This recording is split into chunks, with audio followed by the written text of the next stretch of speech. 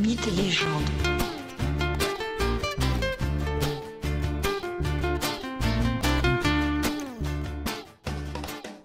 Bonjour à tous et bienvenue dans ce nouvel épisode de Mythes et légendes.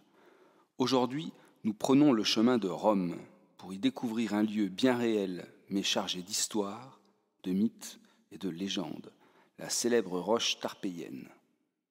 La Rome antique se construit autour de 7 collines, parmi lesquelles se trouve le Palatin, où sont installés les principaux palais et villas de l'aristocratie et des empereurs. Une autre colline, celle qui nous intéresse aujourd'hui, est le Capitole, colline voisine du Palatin. Pour ainsi dire, le Palatin est sur l'un des côtés du Forum, la grande place de Rome, le Capitole est sur un autre côté. Le Capitole est un lieu sacré pour les Romains. S'y trouve à la fois le principal temple et le trésor de la cité.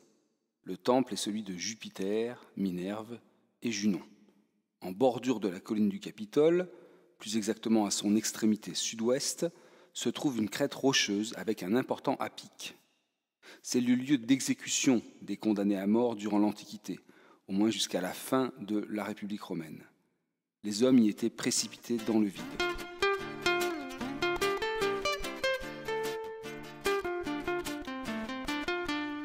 L'histoire légendaire du lieu est la suivante.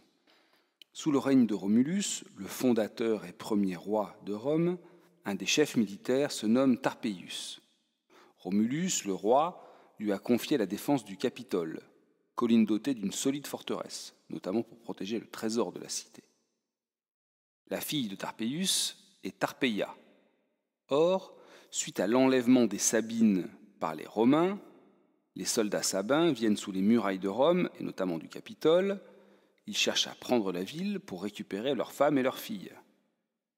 Tarpeia, la fille du militaire romain, est secrètement amoureuse du roi des Sabins, un certain Titus Statius.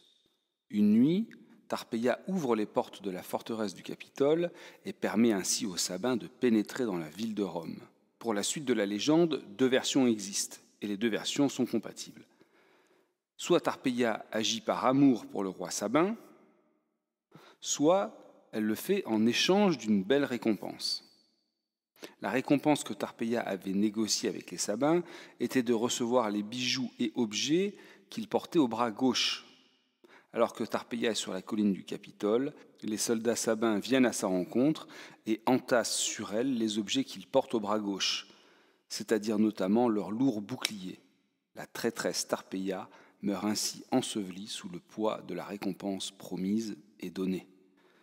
Voilà pourquoi le lieu porte le nom de roche tarpéienne, lieu qui sert par la suite dans l'histoire romaine à exécuter les traîtres, les criminels et ceux qui font de faux témoignages.